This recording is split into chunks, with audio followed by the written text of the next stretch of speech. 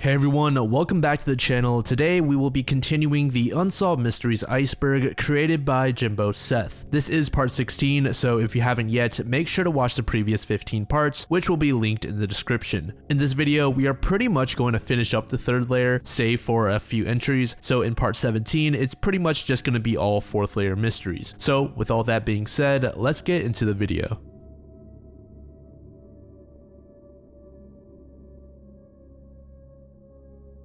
So to kick off part 16, this is one of my favorite mysteries so far, the Great Train Robbery. In the early hours of Thursday, August 8th, 1963, under the cover of darkness, a heist unfolded on the train tracks connecting Glasgow and London. This carefully planned heist relied on inside information provided by a figure known solely as the Ulsterman. Without a single gunshot fired, the band of thieves managed to leave with a staggering £2.6 million, which I believe is almost £70 million in 2023. Most of this stolen wealth vanished, never to be seen again. Remarkably, the Ulsterman was the only one who emerged unscathed from the heist, managing to avoid exposure or identification. In the early 1960s, a seasoned criminal named Gordon Goody was the man responsible for plotting the heist, a heist which required the utility of over a dozen men. On the date of the crime, a British mail train en route from Glasgow to London halted near Cheddington due to a manipulated signal.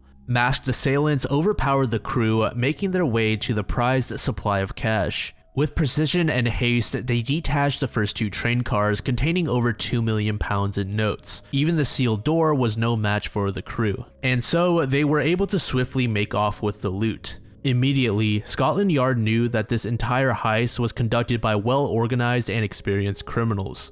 They suspected that there was an insider with intricate knowledge of postal and train operations that was leaking information to the gang. But no matter how much they looked into this matter, they couldn't identify any of the employees as being the one responsible. Despite arresting all 15 robbers, the identity of the mastermind known as the Ulsterman remained a mystery for over 5 decades. Director Chris Long's documentary titled A Tale of Two Thieves, featuring Gordon Goody, who was one of the last surviving members of the heist, supposedly revealed the identity of the Ulsterman. After the 50th anniversary of the robbery, Gordon Goody came forward and wanted to speak on the story. He was quoted saying, "I'm sick of hearing preposterous things about the crime." Adding to his recount of the events, Gordon also said that he was going to reveal the name of the Ulsterman to the filmmakers of A Tale of Two Thieves, since he believed that the informant had long passed away. Gordon claimed that the informant was at least middle-aged in 1963. At the end of the documentary, Gordon was shown a picture of the Ulsterman along with personal information of the man, which did confirm that he had died a long time ago. As Gordon was eyeing the picture, he was asked if it was indeed the Ulsterman. Gordon squirmed in his seat and winced before shaking his head side to side. He said, "I've lived with the guy very vaguely in my head for 50 years.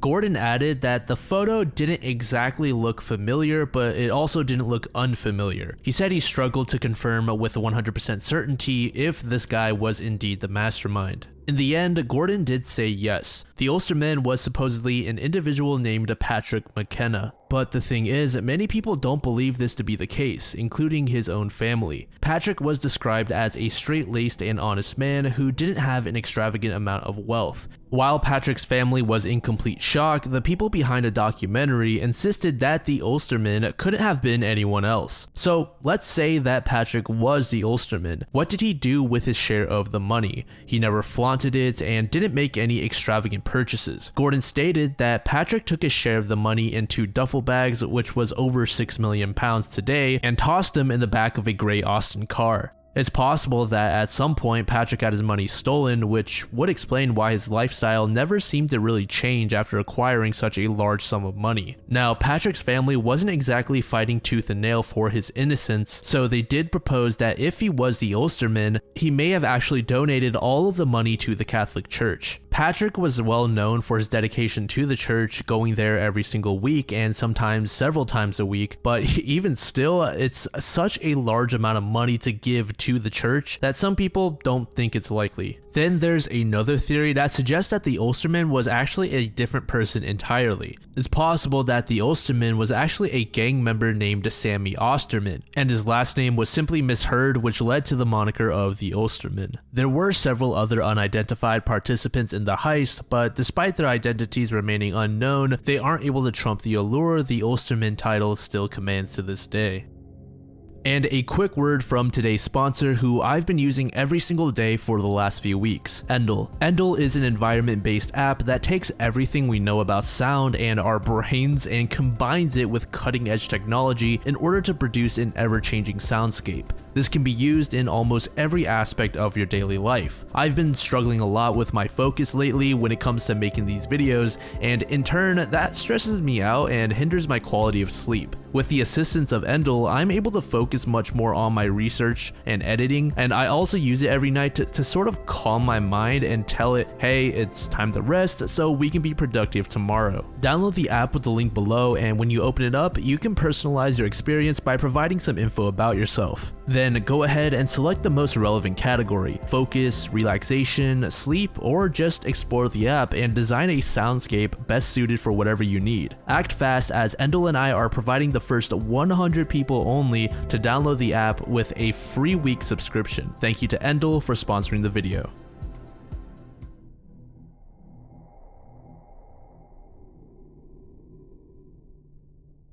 John Paul, or John Paul Sr., is the name of a former American racer as well as convicted felon and fugitive. His crimes included substance trafficking as well as harming a federal witness, amongst other things. These actions earned him a 15-year sentence in prison, but today what we're going to focus on is his mysterious disappearance in 2001. Because you see, in 2001, John was actually being pursued by law enforcement for the disappearance of his ex-girlfriend. John came to the US with his family in 1956, settling in Indiana. He was quite the student, even earning a scholarship from Harvard where he received a master's in business. With this degree, John found a job as a mutual fund manager where he accumulated enough wealth to call himself a millionaire. But he didn't feel like this was his true calling in life, so after he had his son, John Paul Jr., he started up his own racing club in the late 60s. His wife did decide to take their son and leave John Sr. in 1972, which put him in a depressed state that resulted in him stepping away from racing for a period of time. During that break from racing, he decided to live on a sailboat that he had purchased. In 1975, John's son contacted him and told him that he wanted to join his racing club. John Sr. accepted, but in turn, he also involved his son in many of his illegal activities. The first mishap was in early 1979, where John and a man named Christopher Schill were stopped by customs agents when they smelled what they thought was marijuana on the two men.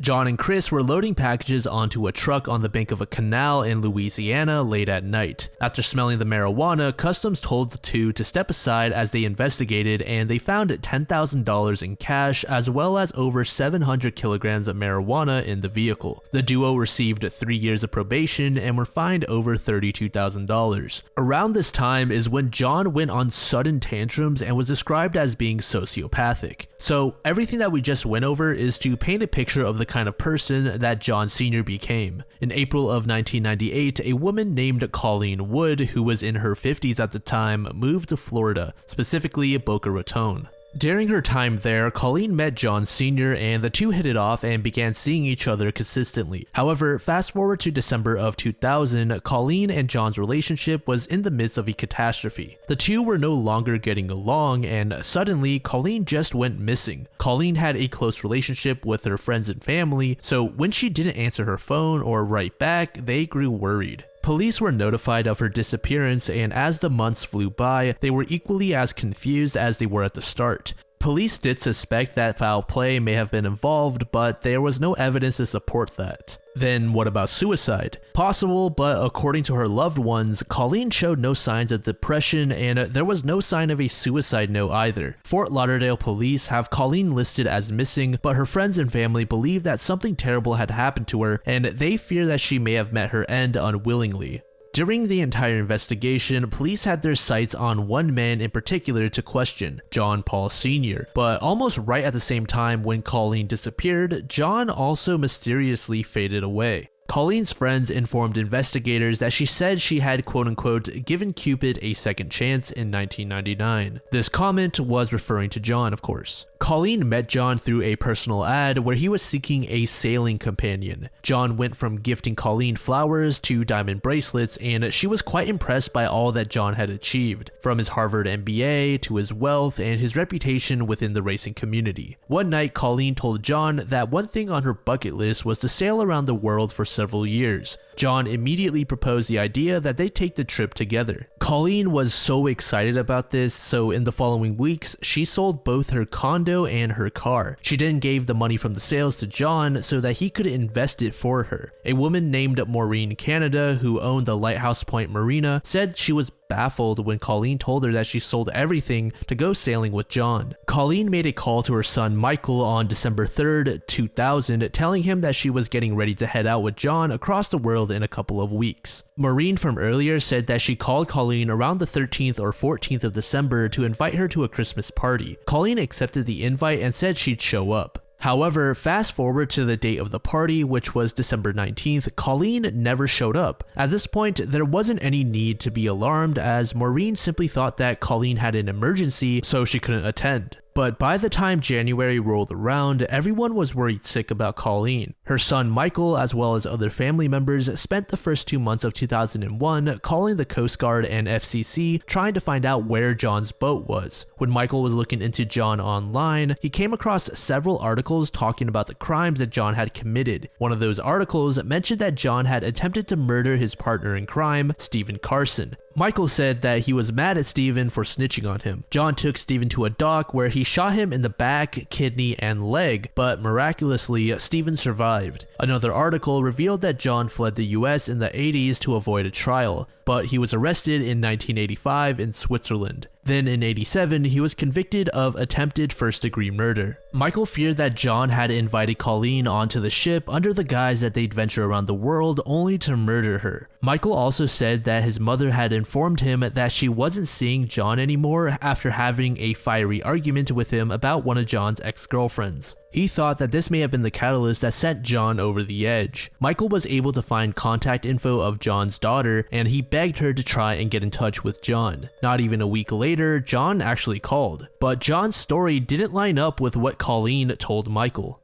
According to John, they did in fact have an argument, but he couldn't remember what it was about. They were on the boat when Colleen stormed out in a fit of rage before returning with her football boyfriend to get all of her belongings. John claimed that this was the last time he ever saw her. Michael wasn't buying John's story. He did not believe that his mother was the type of woman that would use another man to threaten someone. In April of 2001, 2 new detectives were assigned to the case. Their names were Mark Shotwell and Al Stone. They discovered that there was odd activity with Colleen's credit cards between December and February. In that span of time, there were over 80 cash advancements made at ATMs across Fort Lauderdale. All added up, these advancements totaled to over $40,000. After further digging, investigators were confident that it was not Colleen who made these transactions. Now, you're probably thinking that it was a man, specifically John. However, Mark and Al claimed that it was most likely another woman or several other women who visited these ATMs. They also found 2 newspaper ads purchased with Colleen's credit cards but ordered by a man. This ad said "in need of a first mate." That was the first ad, which was run in early December. The second ad ran about 2 weeks later, but was placed under the male seeking female dating section.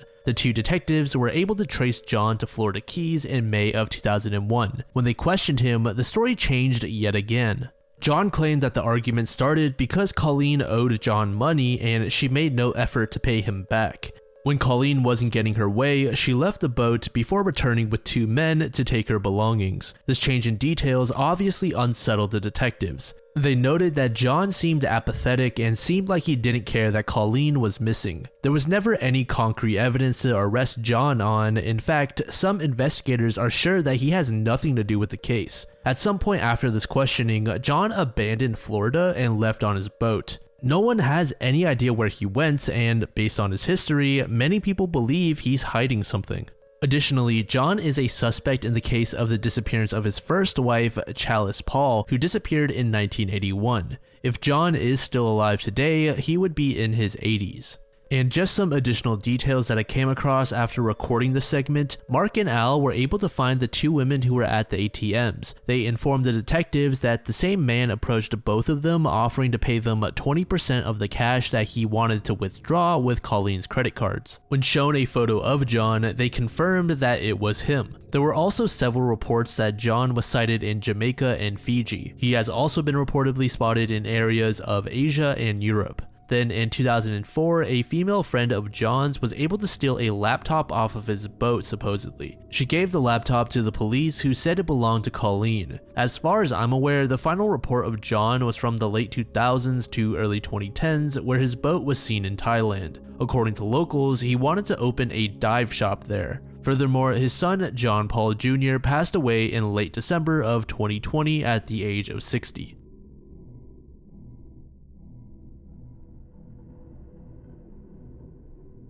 Eloko is a term used to refer to a dwarf-like cryptid/creature that is said to roam the forests of the Republic of Zaire. These small humanoid beings are rumored to steal and ferociously guard their treasures. According to old folklore, the Elokos guard the forest and attack any who roam inside due to an old grudge they have with the living. Normally, they live in hollowed out trees and have high dexterity when jumping through branches. Depending on the source, they may or may not have hair on their bodies. Their eyes are described as piercing, and their mouths are able to expand to the point where they can consume a human head with ease. One sighting/story of the Eloko states that a hunter brought his wife to the forest where he had set up a hut. The hunter left his wife in the hut and informed her not to come out if she heard any bells. When you hear a bell, do not move. If you do, you will die. The hunter left, and almost on cue, the wife heard the chiming sounds of bells closing in. She heard a voice that sounded like a child asking that the woman open up the hut door. She caved and opened it, and standing right there was an eloko. It looked innocent enough, almost like a child, so she offered it some fruit and fried fish. The eloko stared into her eyes before refusing the food and saying, "We eat only human meat. I have not eaten for a long time. Give me a piece of your arm."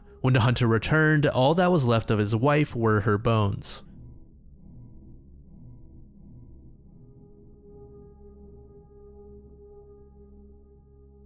Gordon Sanderson is the name of a murder victim who went unidentified up until 2021, but to this day, the person responsible for his death is still unknown. The chilling tale of Gordon Edwin Sanderson, aka Gordy, originally dubbed Septic Tank Sam, is one that gripped the nation for decades. Gordy's remains were discovered in a septic tank on an abandoned farm near Lynbrook, Alberta in April 1977. His murder was one of the most sadistic and heinous crimes that investigators had ever encountered. For years, Gordy remained unidentified, but thanks to the relentless efforts of forensic experts, law enforcement agencies, and modern genetic genealogy techniques, his true identity was finally unveiled in late June 2021. And I do want to note that his identity was actually uncovered in January of 2021, but it was only publicly announced in June. It was April 1977 when a couple searching for a septic tank pump on their farm stumbled upon a gruesome discovery that would haunt them for decades. They found the remains of an unidentified man in a septic tank. The circumstances surrounding Gordy's murder were horrifying. He had been subjected to torture, gunshot wounds, burns from a blowtorch and cigarettes, sexual mutilation, and a fatal gunshot to the head and chest. His body was then concealed in a yellow bedsheet, tied with nylon rope, and dumped headfirst into the septic tank, which had been partially filled with water.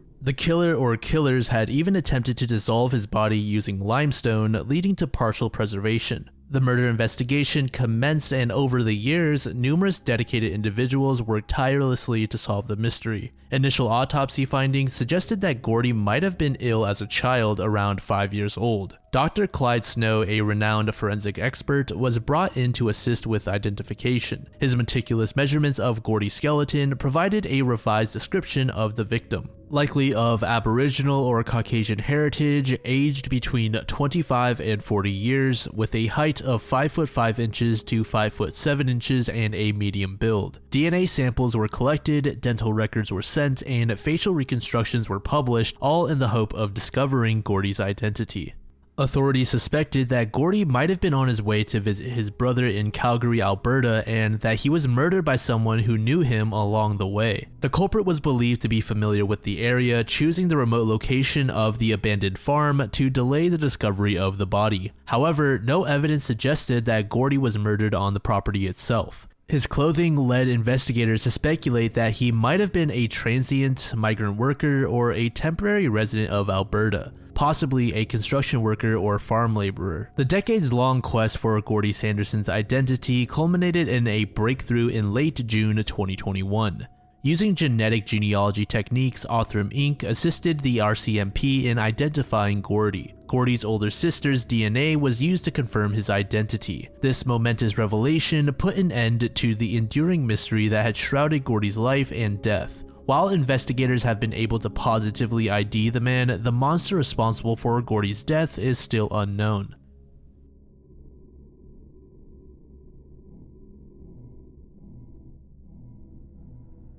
Jason Ellis was the name of a police officer who was tragically ambushed and murdered in Bardstown, Kentucky on May 25, 2013. To this day, the people responsible remain unidentified. It has now been a decade since Jason's death, and former Bardstown Police Chief Rick McCubbin reflects on the enduring mystery that still haunts the community. He vividly remembers receiving the call from Nelson County Dispatch on the night Ellis tragically lost his life. Jason Ellis, a dedicated officer, had just completed his shift with the Bardstown Police Department when he noticed something amiss: branches obstructing an exit ramp on the Bluegrass Parkway. Despite it being well past midnight, nearly 3 a.m., and having just ended his shift, Ellis stopped to clear the debris, displaying his commitment to safety. As he worked to remove the branches, a cowardly assailant shot him multiple times, ultimately leading to his death. McCubbin remembers the heartbreaking moment as if it were yesterday when he saw Jason Ellis, lifeless and wounded at the crime scene. It was a moment of profound grief, anger, and determination to seek justice. Investigators later determined that Ellis had been ambushed, with his killer strategically placing tree limbs on the road to lure him out of the patrol car. A passerby discovered Ellis's body and patrol car left in the middle of the road, setting off a murder investigation that continues to this day. The FBI has offered a $50,000 reward for information that could lead to the arrest of those responsible for Ellis's death. Irritatingly, last year a memorial honoring Ellis was vandalized, though the community quickly rallied to replace it. No arrests have been made in connection with the vandalism. Jason Ellis, originally from Cincinnati, Ohio, had made Bardstown his home and served the community as a canine handler for nearly 7 years before his murder. His dedication extended beyond the force. He was deeply involved in the community, coaching youth baseball and showing a genuine commitment to making Bardstown a better place to live. Despite the relentless efforts to solve his murder, it remains unsolved, leaving many puzzled, including former Chief McCubbin. He acknowledges that the investigation has been thorough, but as in the case of Crystal Rogers and Tommy Ballard, there seems to be a missing piece that has yet to emerge. Ellis's murder was just the beginning of a series of unsolved homicides in Bardstown. Crystal Rogers, a mother of 5, disappeared in 2015, less than 2 years after Ellis's death. A year later, her father, Tommy Ballard, was murdered during a hunting trip with his grandson. These 3 cases have become some of Kentucky's most high-profile unsolved mysteries. State Attorney General Daniel Cameron appointed a special prosecutor in January to assist in pursuing criminal charges related to these Bardstown cases, with the FBI taking the lead in investigating all 3. While it's challenging to establish a clear connection between these cases, investigators remain hopeful that solving one may provide critical clues for the others. In October, federal investigators conducted a week-long search of a farm linked to a suspect in Crystal Rogers' case. While they uncovered evidence, it wasn't disclosed what exactly was found. Nevertheless, the FBI remains optimistic that this new evidence will bring them closer to resolving these haunting mysteries that have gripped Bardstown for far too long.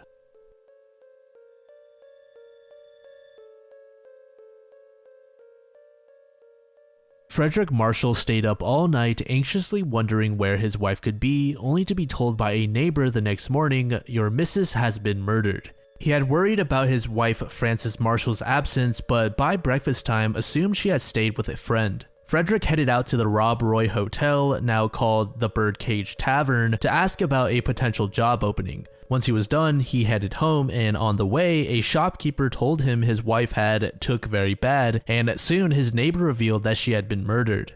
Frederick took off for the Newton police station, where he learned that it was true. His wife of 20 years had been stabbed and slashed to death the night before. Aged in her 40s, Frances had about 25 wounds on her head, neck, and chest. Her skull was fractured, her lungs and heart were stabbed, and her internal jugular vein was cut. She was found in a pool of blood. According to doctors who examined her corpse, her attacker probably killed her with a pocket knife.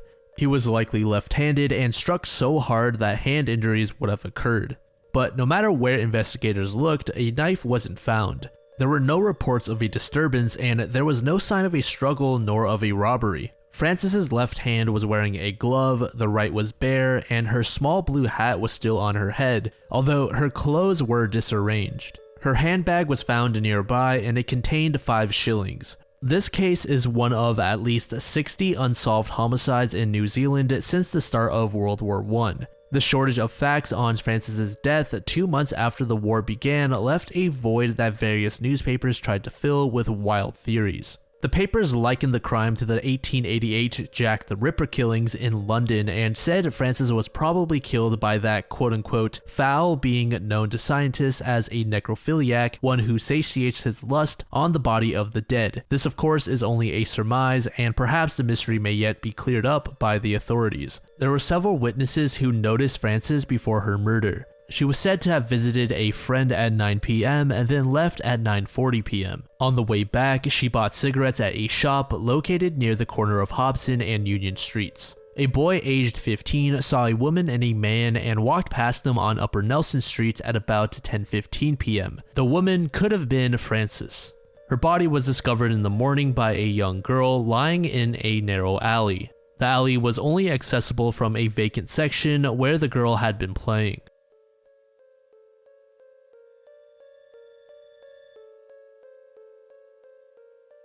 Lars Mittank is the name of a young German tourist who mysteriously vanished in Bulgaria. It was July of 2014 on what seemed to be a typical summer day. Lars was a 28-year-old German vacationer at Varna Airport in Bulgaria, ready to board a flight home after a week of leisure and adventure with friends. Little did he know that this day would mark the beginning of a bizarre path with an outcome only known by himself. Mittank had embarked on his voyage outside of Germany with 5 close friends. Their days were filled with sun-soaked beach outings, poolside relaxation, and spirited football matches. Everything was great until an unforeseen incident cast a shadow over their holiday. On July 6th, a heated argument over football rivalries at a local bar shattered all of the good vibes the group was having.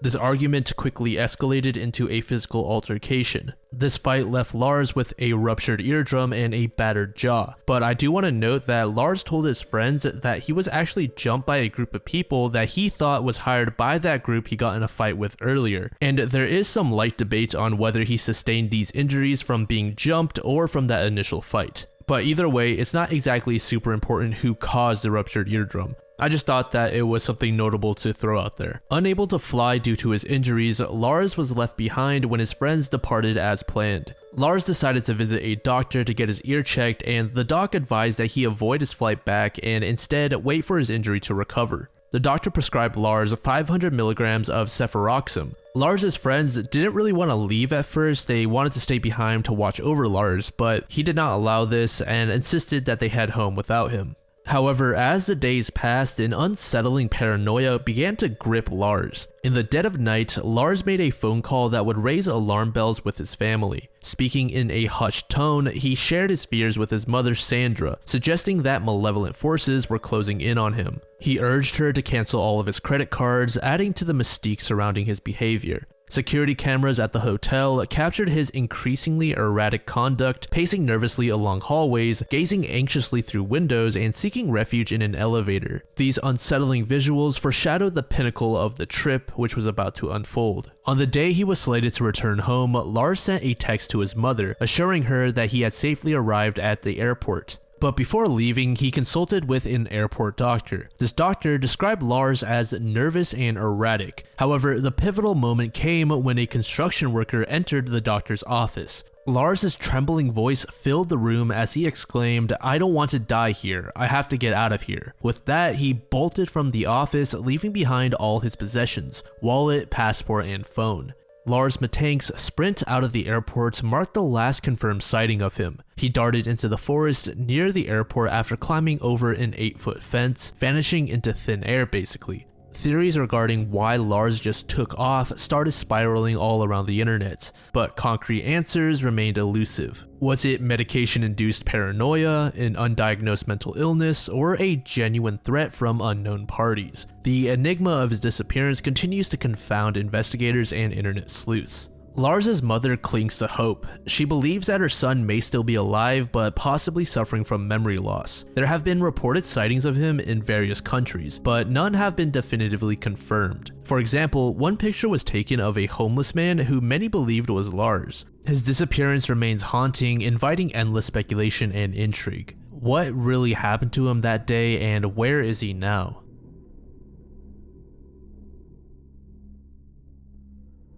The will-o-wisp is an atmospheric luminosity that appears in marshlands, swamps, and burial grounds. Interpretations of this phenomenon vary across diverse cultures. In English folklore, a blacksmith named Will is at the heart of the story. Upon his death, St. Peter granted him a second chance at redemption on Earth. Regrettably, the blacksmith's evil ways persisted, condemning him to roam the world as a ghostly presence for all eternity. The devil bestowed upon him a hell-born light, which he used to ensnare wary travelers into peril and demise. Prominent literary works often cast the will-o-wisp in a negative light. In John Milton's 17th century epic poem, Paradise Lost, Satan is depicted as a blazing light that misleads wanderers in the night. Today, the will-o-wisp serves as a metaphor for an elusive desire beyond reach. Typically, it manifests as small orbs of light or pale blue flames hovering a few meters above ground, intriguingly devoid of heat. Early explanations ranged from bioluminescence to luminous insects and even ball lightning or tectonic-induced electricity, with some scientists like Alessandro Volta considering spontaneous methane combustion as a possibility as well.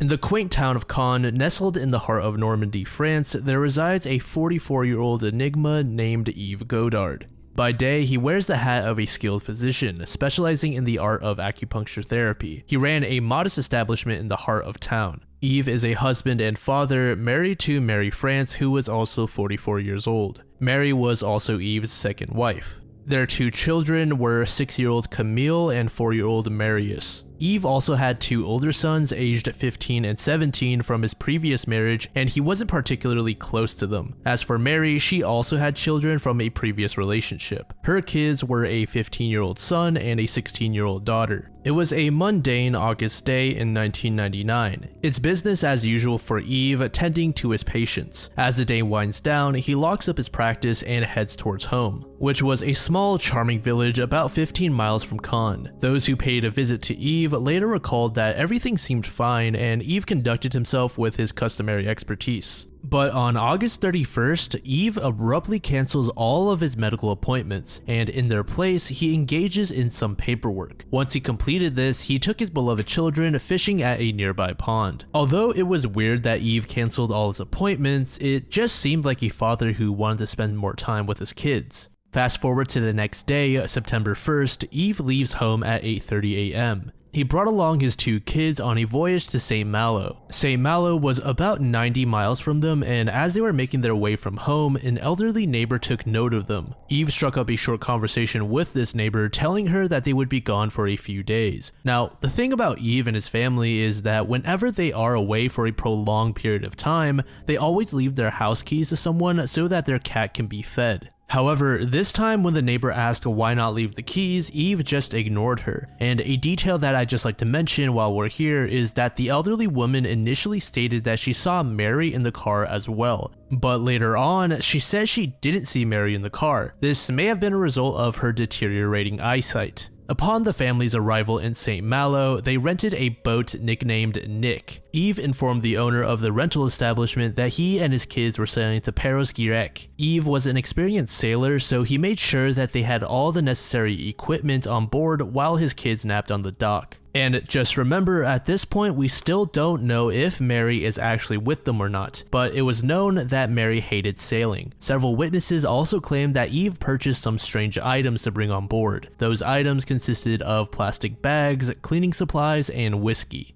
After setting out on September 2nd, Eve's boat was being inspected by customs agents. The agents noticed that one of the kids was sleeping on board and also felt that Eve was acting a bit strange. Over the next few days, Eve hung around Bright Hit Cove with his kids, and several people remembered seeing his boat between the 2nd and 5th of September. But on September 4th, a group of hikers said they saw the boat abandoned near Puizik. Eve and the kids were supposed to return home on the 5th, but they never did. Instead, on September 5th, a fishing boat came across an inflatable dinghy, and inside, they discovered a rain jacket and a checkbook with Eve's name on it. The owner of the boat who rented it out to Eve also grew worried at this point, as Eve was nowhere to be found. The Coast Guard was notified and they attempted to contact Eve through the radio on the boat, but it was no use. As the investigation progressed, authorities found Eve's car parked in St. Malo, and inside was a lot of blood and morphine. Authorities visited the Godard home on the 8th with a warrant, and after searching it, they found a note written by Eve himself saying that the family was going to return home on Sunday. And then upstairs in the master bedroom, they found blood all over the room and on the mattress. At this point, an international arrest warrant for Eve was issued, and investigators suspected that this was a homicide case. And remember, we have no idea where Mary is. She could very well have been with Eve, but it's equally as possible that she stayed behind. And if she did, where was she? We get a bit of a break in the case regarding Mary on the 16th. Medical officials determined that the blood found within Eve's car as well as the house was actually Mary's, and the last time she was seen was on August 31st. There were even rumors that bones and additional letters tied to the family were found. Years go by and there are sightings of the families in different countries, but nothing concrete. Eventually, Mary was declared dead, but there are still so many questions left unanswered. And before we end this entry, there is one more thing that should be noted. Eve had some serious tax issues, and there were some odd connections to an organization that he was part of. The entire case is a head scratcher with a lot of strange twists.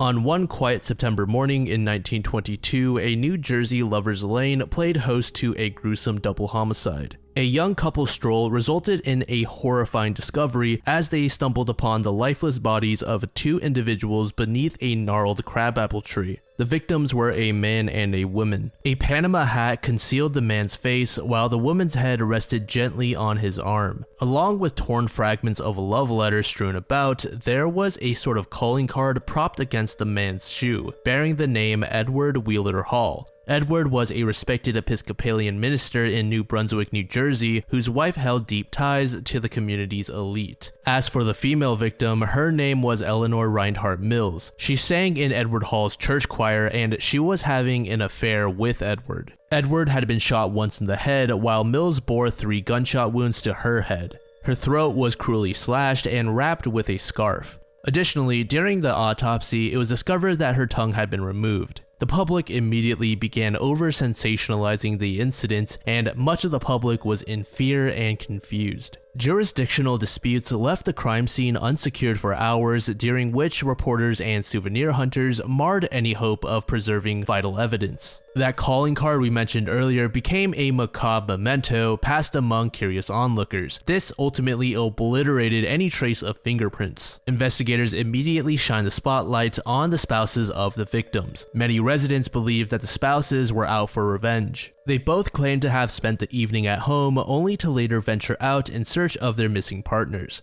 However, the police's flurry of witnesses led to dizzying and contradictory leads. Some claimed to have heard gunshots or seen suspicious individuals, while others provided details that were drastically different. Amidst the chaos of the investigation, one witness stood out. the intriguing Jane Gibson, a local hog farmer known as the Pig Woman. Her ever-shifting accounts of the events further muddied the waters, and she is going to be a key factor in this case. When the trial finally commenced in 1926, it became a spectacle of epic proportions. Western Union had to hire additional telegraphers to accommodate the extensive media coverage. A reporter named Damon Runyon chronicled the proceedings. The Pig Woman, who was testifying from a hospital bed, became a focal point.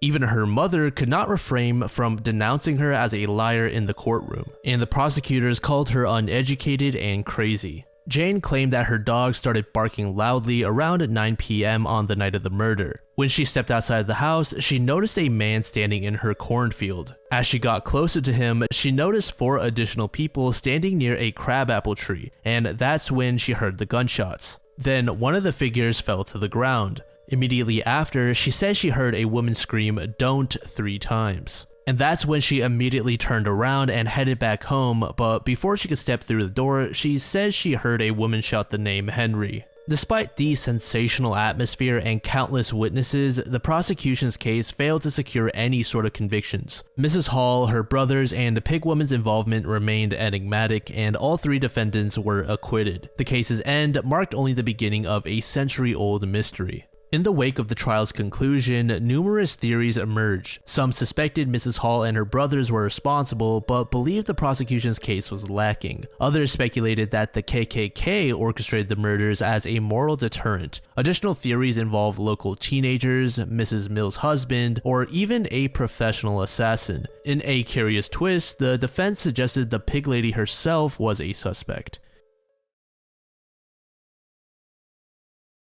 In the case of the Novolesnaya Street Jane Doe, an unidentified woman met a tragic fate. She was only 17 years old at the time of her death. It was August of 2006 when authorities uncovered a sinister connection between her and a notorious serial killer named Alexander Elistratov, aka the Bloody Taxi Driver. There is very little information about this particular Jane Doe, so the majority of the time spent here will actually be used going over Alexander. He was once a private taxi driver in Moscow who embarked on a reign of terror from 2005 to 2007. During this period, he ruthlessly robbed and took the lives of 6 innocent people, with this particular Jane Doe being one of his unfortunate victims. Justice did ultimately prevail as Alexander was brought to trial, found guilty, and condemned to a life behind bars for his heinous crimes. Alexander was described as a kind man by his friends. One of his neighbors, who was actually blind, highlighted how Alexander drove her around the city and even provided her family with salmon despite not having much money or resources for himself.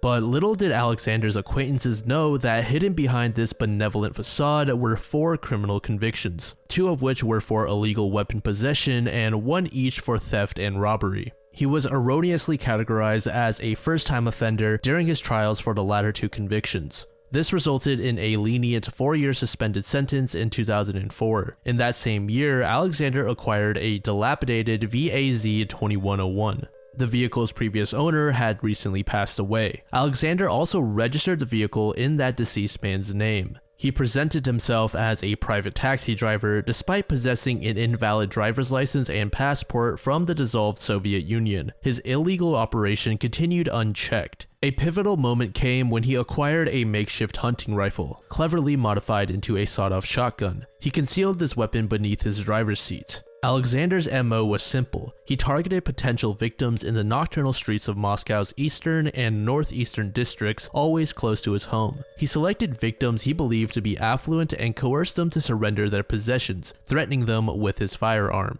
Those who resisted met a grim fate at the hands of his sawed-off shotgun. He would then discard their lifeless bodies by the roadside, plundering only their cash and discarding the rest in trash bins. The stolen money fueled his dreams of owning a new car and apartment on the horizon. The search for the infamous Bloody Taxi Driver ignited controversy in the city. It would later be revealed that authorities could have apprehended the criminal much earlier, potentially preventing further bloodshed. Police were tipped off to Alexander possibly being involved in several murders, and upon arrest and a subsequent interrogation, Alexander admitted to his crimes. But he asserted that he only killed 1 person and that this death was accidental. According to him, an argument escalated and his weapon discharged unintentionally. However, these claims fell on deaf ears as blood samples found in his car linked him to multiple murder victims. His trial added another violent episode when he kicked a journalist who was filming him. While most believe that the murders were conducted for monetary gain, some believe that ethnic hatred and envy may have also played a role, as most of the victims were foreigners or at least resembled foreigners. There were even some far-fetched speculations suggesting that Alexander was communing with the souls of his victims, using them for some sort of ritual. A life sentence was handed down to Alexander in 2008, and he is currently incarcerated at the Polar Owl Colony after a failed attempt to escape in 2011. In 2004, the life of 18-year-old Brittany Phillips was tragically cut short when she was raped and murdered in her Tulsa apartment. In the nearly 2 decades since that day, her killer has remained elusive, escaping the grasp of justice. However, in the face of despair and frustration, one woman has refused to give up hope: Brittany's mother, Maggie Zingman. This grieving mother has made an enduring commitment to the search for answers and the unrelenting pursuit of justice in one of Tulsa's most high-profile unsolved murders. Maggie has dedicated her life to seeking justice for her beloved daughter, Brittany. Each year on October 4th, Maggie lays flowers and balloons at Brittany's grave, a poignant tribute that she has faithfully performed for over a decade. Brittany was described as an energetic, kind, and intelligent young woman whose life was tragically stolen from her. Brittany's murder shocked the community in 2004. Her apartment near 65th and Mingo became a crime scene where investigators found evidence of a break-in and a horrifying sexual assault. Despite their efforts, authorities were unable to identify and apprehend the perpetrator, leaving Brittany's family in a painful state of uncertainty. For Maggie Zingman, each anniversary of her daughter's unsolved murder is a painful reminder of the long road to justice. For centuries, the tale of the Man in the Iron Mask has intrigued historians and captured the imagination of writers, giving rise to numerous fictional accounts. While many aspects of this story are shrouded in uncertainty, certain historical facts stand out. The Man in the Iron Mask did in fact exist, and his incarceration lasted for at least 5 years, although some accounts suggested a longer period. He was confined to the infamous Bastille, a symbol of tyranny in its time, and nobody is certain of the identity of this prisoner. The historical record is rife with wild speculations, rumors, and competing theories. Many so-called facts about the Man in the Iron Mask are unverifiable, further complicating efforts to unravel this mystery. The Man in the Iron Mask's imprisonment spanned from 1698 to 1703. While some historians speculate that he may have been held elsewhere before arriving at the Bastille, there is a lack of concrete evidence to support this claim. His death on November 19, 1703 is recorded in a death certificate that identifies him as Monsieur de Marquiel and states that he was in his 40s at the time. One of the more persistent and captivating theories surrounding this prisoner relates to his royal lineage. There are several speculators that attempt to connect him to King Louis XIV. One theory proposes that he is actually the twin brother of King Louis XIV, hidden away due to his potential claims to the throne. And contrary to most versions of this story, there is a twist in the narrative proposing that the prisoner escaped his captivity only to meet a tragic end on his journey towards Paris. This theory challenges the prevailing belief that he died within the prison walls. Another interesting aspect of the mystery is the composition and usage of the mask. Some sources suggest that the mask may not have been made of iron as commonly believed, but rather of cloth. Susan Powell's disappearance in 2008 and the events that followed sent shockwaves throughout the nation. Her husband, Josh Powell, claimed that they had gone on an impromptu camping trip in the dead of night with their 2 young sons, Charlie and Braden. This incident raised suspicions within the family and friends of Susan, and it soon became evident that something was amiss. Her husband, Josh, began exhibiting odd behavior following Susan's disappearance, which only deepened the doubts. Josh was seen cleaning his van and garage, but did not actively participate in search efforts or display any urgency in locating his wife. Friends and relatives noted the abrupt change in their marriage, with Susan complaining of a lack of intimacy and happiness. Moreover, Susan's handwritten will and testament, discovered in a safe deposit box at her workplace, revealed the extent of her distress. She expressed concerns about her marriage and the fact that Josh had taken out a $1 million life insurance policy on her. In her own chilling words, she stated, "If I die, it may not be an accident." Chuck and Judy Cox, Susan's parents, filed a wrongful death civil suit against the Washington State Department of Social and Health Services. They alleged that DSHS's negligence contributed to the tragic deaths of their grandsons, Charlie and Braden, who were killed by their father, Josh Powell, in a horrific house explosion during a supervised visit. Initially, their lawsuit was dismissed in 2015, but a 2019 appeal revived their pursuit of justice. In February 2020, the family saw a ray of hope when their civil trial began in Tacoma, Washington. However, their trial was once again dismissed, this time by the pandemic, which temporarily halted proceedings. In August 2023, a jury awarded them a landmark verdict of $98.5 million against the State Department of Social and Health Services. This verdict, while providing a sense of closure, is a poignant reminder of the lives lost and the grief endured by the family. This amount was reduced to $32 million by the presiding judge later on. To this day, Susan Powell's body has not been found, and while most people do believe that Josh killed Susan, there isn't concrete evidence to 100% back that. But many people believe that Josh actually murdered her and concealed her body with the help of his brother Michael, who actually took his own life later on.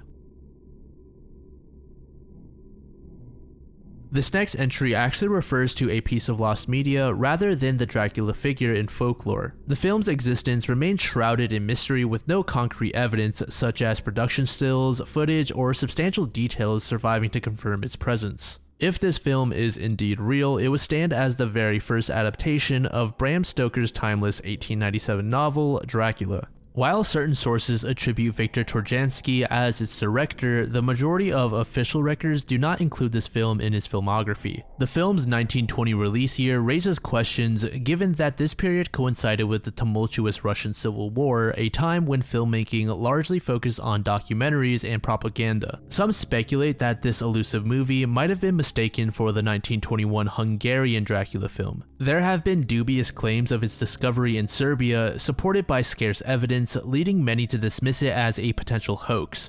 Interestingly enough though, a Russian academic encyclopedia lists the film within the Russian State Film Fund and suggests it featured Ukrainian actors.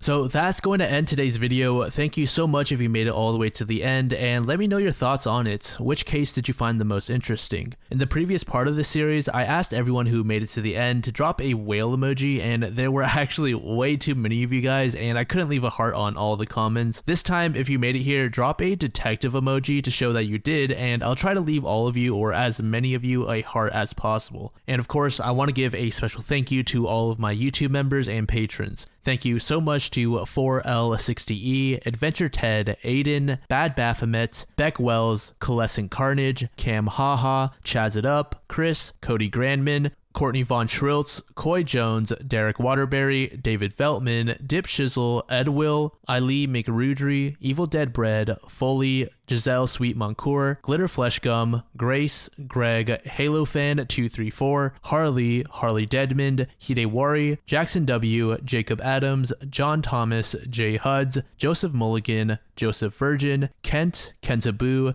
Kiana, King Mog, Lady Fang, Len, Liss Electro, Main Adam, Holino, Me4, Morgan Smith, Maui, Nathan Brown, Okami Fan 1 Productions, Al Yoop, Pedro Elizondo Jr., Ray Booney, Ray, Sally Muntz, Sarah Cruder, Saucy Sofa, Shane Whitehead, Schmapton Schmerica, Skylar Morris, Sophie Livingstone, Steve Sharofsky, Stuxinator, Taylor Stone King, Tony Swanevelt, Victor Schmiel, Synthrunner, -5 stars, Sasha Wise, Lowlife, Neve, Mamshiba 101, Alan Amaro, Randvar, Aphotic Cthulhu, Jerome Reuter, Project Vessel, and Astrid Yessing. Thank you all so much for supporting the Patreon and the YouTube memberships. If any of you still watching would like to support the channel as well as gain early access to ad-free vids, check out the links in the description. Patreon does give access to the TCAP series though, which will not be accessible to the YouTube members. That's all I got for you guys today. Take it easy, stay safe, and I hope you all have an amazing day.